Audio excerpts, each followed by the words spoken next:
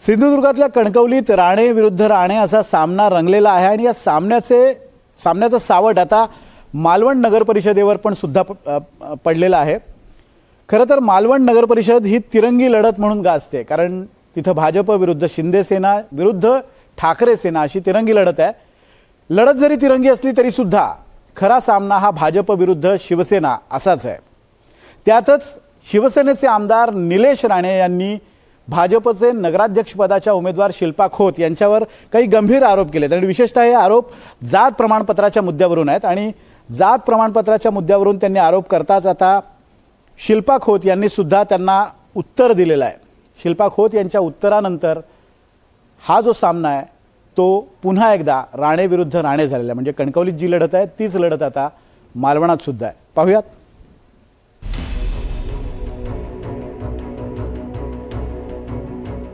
देवबाग, तारकर्ली आणि सिंधुदुर्ग किल्ल्यामुळे पर्यटनाच्या नकाशावर आलेल्या मालवणात सध्या नगर परिषद निवडणुकीचं धुमशान सुरू झालंय।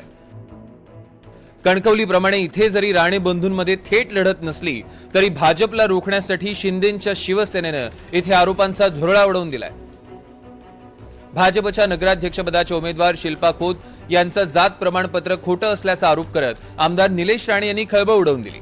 त्याबाबतचे काही पुरावेही त्यांनी पत्रकार परिषदेत सादर केले की त्यांचा कणकवलीशी काही संबंध नाही, त्यांचा कालेलीशी संबंध दिसतो, पण कालेलीला जो संबंध दिसतो तो कुठेही कुणबी आहेत असा कुठेही संबंध दिसत नाही।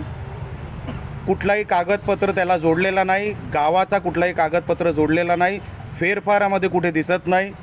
असे हे सगळे पुरावे हेच दर्शवतात की त्यांचं जात प्रमाणपत्र सौ शिल्पा यतीन खोत यांचं 100% खोटं आहे। त्यांनी खोटं दाखवून उमेदवारी मिळवलेली आहे। त्यांनी बीजेपी सारख्या इतक्या मोठ्या पक्षाला पण खोटं सांगून उमेदवारी घेतलेली आहे। मालवण नगर परिषदेचं नगराध्यक्षपद ओबीसी महिलेसाठी राखीव आहे। निलेश राणेंच्या दाव्यानुसार शिल्पा यतीन खोत यांचं माहेरचं नाव शिल्पा सुधाकर परब आहे। परब हे आडनाव मराठा समाजातच आहे, त्यामुळे शिल्पा खोत या सासर आणि माहेर अशा दोन्हीकडनं मराठा समाजाच्या असल्याचा निलेश राणेंचा दावा आहे। तर शिल्पा खोत यांनी राणेंचे दावे खोडून काढताना आपली माहेरच्या कुटुंबाची वंशावळच सादर केली। यामध्ये आपल्या खापर पणजोबांपासूनचे दाखले त्यांनी सादर केले, पण फक्त वंशावळ आणि दाखले देऊनच शिल्पा खोत थांबल्या नाही, तर त्यांनी भर सभेतनं निलेश राणे आणि त्यांच्या संवादाची एक ऑडिओ क्लिप ऐकवली, ज्यामध्ये निलेश राणे यांनी 2 आठवड्यापूर्वी आपल्याला शिवसेनेतनं नगराध्यक्षपदाची उमेदवारीची ऑफर दिल्याचा दावा त्यांनी केला। तसंच जर माझं जात प्रमाणपत्र खोटं असेल तर मग नगराध्यक्षपदाची उमेदवारी का देऊ करत होता, असा खडा सवालही निलेश राणेंना उद्देशून त्यांनी केला।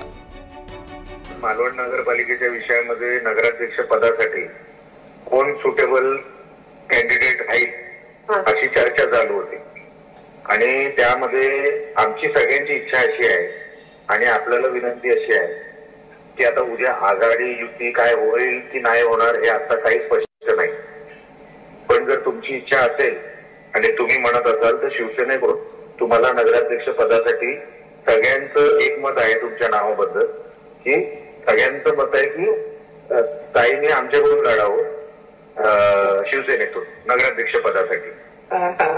तर माझी रिक्वेस्ट अशी, आपण विचार करा, लगेच उत्तर देऊ नका, पाऊस करू नका तुम्ही साहेब। आणि सगळ्यांची इच्छा आहे की तुम्ही नगराध्यक्ष पदासाठी शिवसेनेतून निवडणूक, बाकी सगळं आम्ही बघून घेऊ। काही तुम्हाला माहिती आहे आपण कशातही कमी पडणार नाही। बाकी की आज पण ते खोटं बोलले की अमुक दिवशी फोन आला, अजिबात नाही। मी तुम्हाला तारखेसकट सांगितलं, त्यांच्या मोबाईलमध्ये जर रेकॉर्डिंग असेल तर ती तारीख पण असेल आणि वेळ पण असेल। त्या दिवसानंतर मी एक जरी फोन केला असेल, जेव्हा मला कळलं की ह्यांच्याकडे सगळं खोटं आहे किंवा नाहीच आहे, मी एकही फोन त्यांना केला नाही किंवा एकही माणूस त्यांच्याकडे पाठवलेला नाही। हे मी खात्रीला एक सांगतो, कुठलीही शपथ घेऊन सांगू शकतो, पण आता त्यांनी शपथ घेऊन सांगावं की जे प्रमाणपत्र त्यांनी जातीचं दिलेलं आहे ते 100% खरं आहे। त्यांची कुठेही ग्रामदेवता असेल, कुळदेवता असेल, त्याच्यावर हात ठेवून सांगावं की मी दिलेलं हे जातचं प्रमाणपत्र हे 100% खरं आहे म्हणून। सिंधुदुर्गातल्या नगर परिषदांच्या निवडणुकीत निलेश राणेंची कामगिरी आपले बंधू नितेश राणेंपेक्षा उजवी राहावी यासाठी निलेश राणे यांनी जिल्ह्यातल्या सर्वच नगरपालिका निवडणुकांमध्ये जोर लावलाय। त्यामागे राज्य मंत्रिमंडळातल्या मंत्रिपदाचं गणित असल्याची चर्चा आहे. आपल्यानंतर राजकारणात सक्रिय झालेले धाकटे बंधू नितेश राणे हे मंत्री झाले, त्यामुळे आपल्यालाही मंत्रिपद मिळावं असा निलेश राणेंचा प्रयत्न आहे आणि लवकरच त्यांना तशी संधी मिळू शकते अशी चर्चा राजकीय वर्तुळात रंगते. राज्याच्या मंत्रिमंडळाचा विस्तार जेव्हा केव्हा होईल तेव्हा निलेश राणेंचा मंत्रिमंडळात समावेश करावा अशी मागणी आपण उपमुख्यमंत्री एकनाथ शिंदेंकडे करणार असल्याचं वक्तव्य माजी आमदार राजन तेल यांनी केलंय. अशा वेळी सिंधुदुर्गात शिंदेंच्या शिवसेनेला चांगलं यश मिळालं तर निलेश राणेंचा मंत्रिपदावरचा दावा अधिक भक्कम होऊ शकतो. त्यामुळे फक्त आपली कामगिरी सुधारण्यावर शिंदे सेनेचा भर नाहीये, तर आपली कामगिरी सुधारताना भाजपला जिल्ह्यात कसं रोखता येईल यावरही शिवसेनेच्या नेत्यांनी लक्ष केंद्रित केलंय. गुरुप्रसाद दळवी, NDTV मराठी, सिंधुदुर्ग.